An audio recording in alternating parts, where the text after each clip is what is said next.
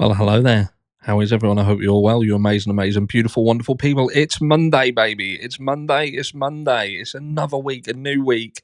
We always go into these weeks full of, I don't know, the promise that we're going to have a fantastic week, that it's going to be better than the last one. I wonder how long it will be before someone comes along and ruins it. Anyway, I hope you are all as amazing as what you look, because you look absolutely amazing. And check up there, the new logo. Thank you very much to the amazing person who did that. Now, if you check the description, and if you are someone, whether you be a content creator, whether you be someone who is looking for a logo, go and check the description of this video and go and hook them up with with some communication, and they will look after you. Fantastic work. Thank you very much. Anyway, let's get straight into the meat and potatoes as we go and have a look at what Jay Slaters' mum's been saying, because guess what? She's waded in and she has come out to have a chat about the watch. That's it. The 12 grand watch, and the rumours circulating about Jay Slater falling foul to a crime or a drug cartel, because I've got some shit to say about that. But let's go and see what they've said about it first. I'm sure this is going to be interesting. So it says, Jay Slaters, first of all, he's innocent. Jay Slaters' devastated mum, Debbie, denies vile rumours he stole a 12k watch and fell foul of Tenerife drug cartel. There's one strange thing about that statement.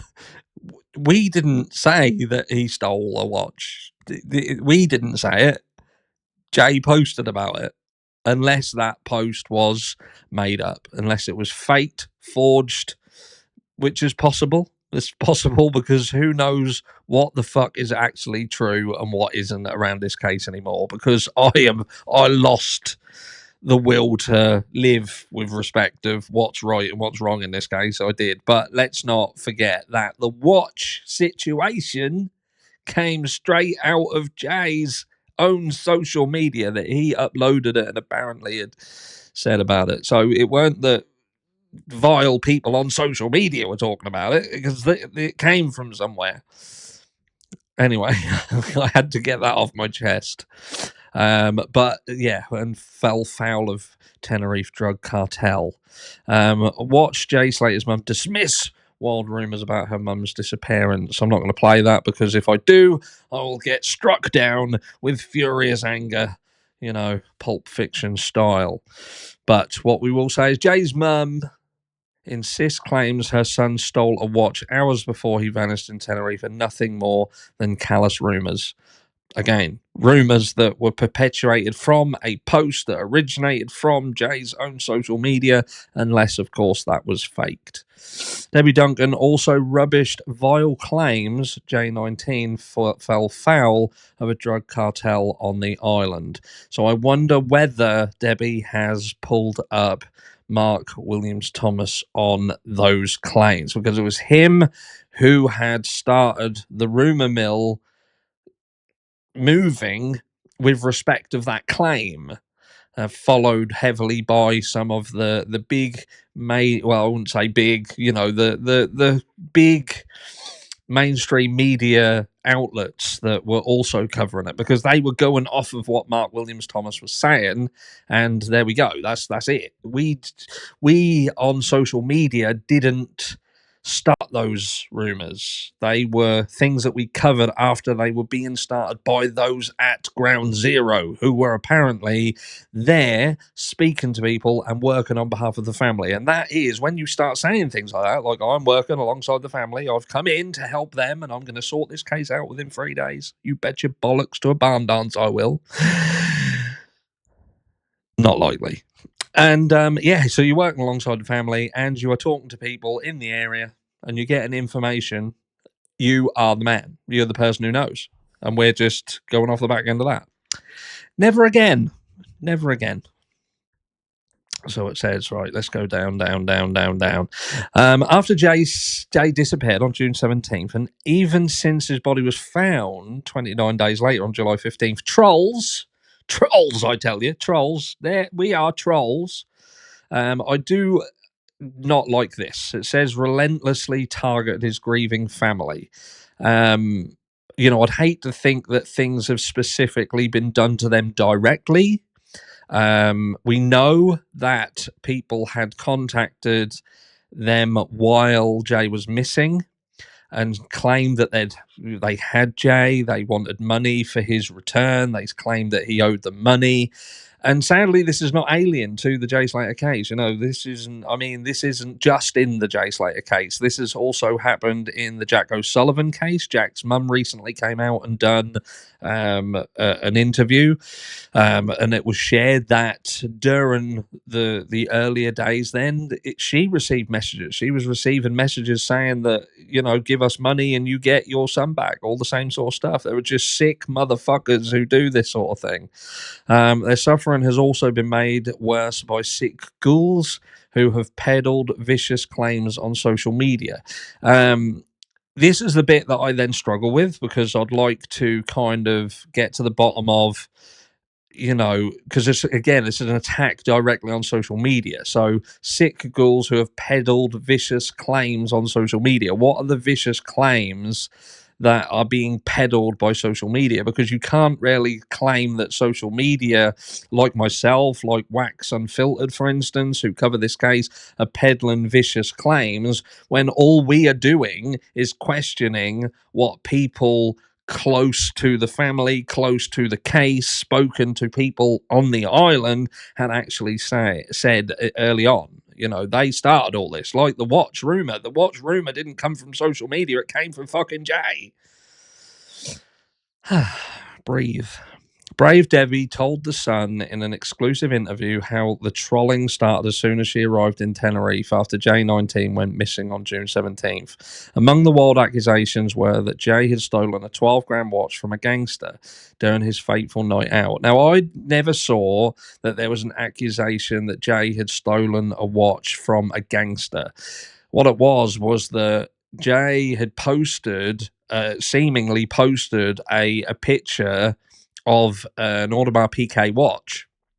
Now, an Audemars Piguet watch, like a Royal Oak, for instance, is worth a lot more than that, like 5 times more than that, some of them 10 times more than that. And then that got confused with the fact that the rapper, Pot of Paper, he had uploaded a video reference his shop being ransacked. They apparently stole a Rolex, and somehow these got entwined. They got entwined, and it was believed that potentially it was Pot of Paper's watch that was actually the watch that Jay stole, and it kind of all got muddled up in this mix. But the watch rumor started from Jay himself, not from social media. But there we go. Cranks peddled false theories, including that Jay had fallen foul of a drugs cartel and had been taken and had taken a yacht to Morocco. Again, this was not perpetuated by social media. This was perpetuated by Mark Williams Thomas. That's where that came from. That is literally who brought that to the front and pushed out. I'm not saying that he started it. I'm saying that that's how I heard about it. That's how many people who heard about it, because he decided to talk about it. Now, if that was someone who was bringing information to him, and him being an ex-cop, for instance, he should have done his due diligence to look into it, find out if that was true, whether it wasn't true, but they chose not to do that. They chose not to do it. And I've questioned this before, because it's these stories. Sadly, it's a double-edged sword, because if this case hadn't have had these attachments to it, then it wouldn't have garnered the interest that it did. Thus, it wouldn't have garnered the money that it did. It's only because of these stories that the Jay Slater case got the attention it did. Make no bones about it. Don't believe for one fucking second that the public just decided to pluck Jay Slater out of the air and decide, oh, he's the one that we're going to support. He's the one.